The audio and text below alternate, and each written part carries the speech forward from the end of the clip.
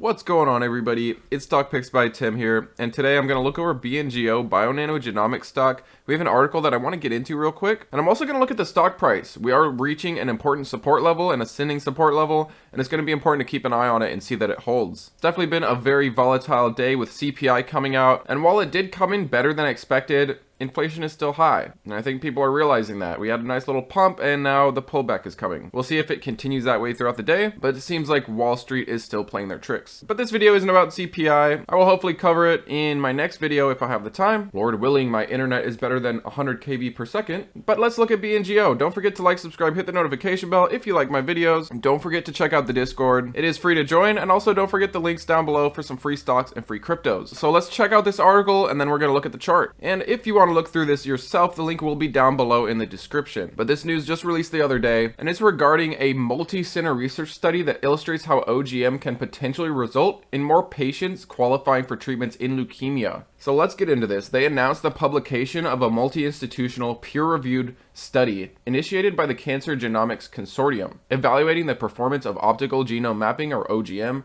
for detection of cytogenetic abnormalities in AML, or acute myeloid leukemia. Now, OGM identifies SVs, or structural variants, and copy number variants, CNVs, with 100% concordance to traditional cytogenetic methods, meaning OGM found the same things that the typical methods found.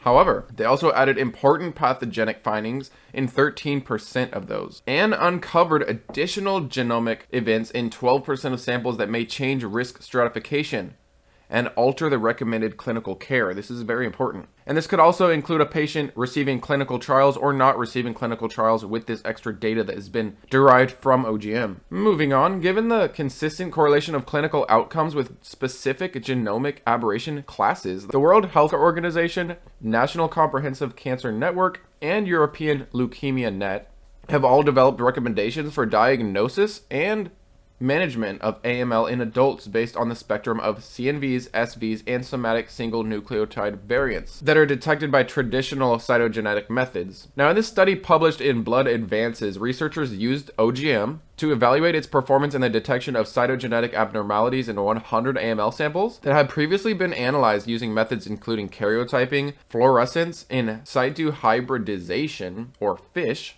and chromosomal microarray analysis, or CMA. Now, some key findings in this test here were in 5 subjects, analysis of OGM resulted in a change of risk stratification score compared to the scores determined by karyotyping. I'm not 100% sure I know what that means, but it's a good thing. Now, as for in 8 subjects, OGM identified additional genomic events that would have rendered those subjects eligible to participate in research studies evaluating the effectiveness of experimental treatments. And in 3 of the subjects that would be eligible to participate in those research studies, OGM also showed the potential adverse risks would be independent of TP53, which may allow for them to be safely enrolled in multiple trials with known TP53 related adverse effects. So overall, this research study supports the view that OGM, optical genome mapping analysis, may be useful to assemble a more accurate and complete karyotype by refining cytogenetic breakpoints, resolving unknown cytogenomic elements, and detecting additional significant variants. As said by Eric Homlin, the CEO, we are excited to see the findings from this study, which was conducted by a multi-site consortium led by renowned pathologists who, through their memberships in various medical societies, are responsible for defining standards of care and testing throughout pathology. We are gratified to see the author's recommendation of OGM as a methodology with the potential to become standard of care for cytogenomic evaluation of AML samples. But, I love articles like this because while Wall Street might sleep on these and not really pay attention to them because it doesn't affect the company right this second, this shows long-term the use cases of OGM compared to traditional methods. As I said, they had 100% concordance, meaning that OGM can find the same things that these other methods can find, but OGM specifically can find even more things that can give patients basically kind of a more personalized care. It definitely goes in a little deeper and gives more data, from what I understand at least. But next up, let's look at the chart. There's definitely a couple of things to look out for in terms of Bngo, and of course the overall market will affect it too, but there are definitely some things to look out for. And this is the main thing I wanted to show you here, and this is an ascending support level that we have been supporting, or that we have been respecting since 11 of May 11 lows. Very interesting to see. If we do break this, I think that'll be very, very bad news. And we would be breaking this line right around the 190 area. So if we pull back under 2, have an increased reaction to that, have a very bad reaction of not holding 2, which is possible. 2 is a psychological number. If we break from 2 and we fall considerably under 190, we would be failing this ascending trend. That would not be a good thing for Bngo. But you'll see this line here above us. This is the descending resistance. Every time we get close to it, we get rejected. But we do have about a month and a half until we will probably retest this, if we don't just dramatically move very soon.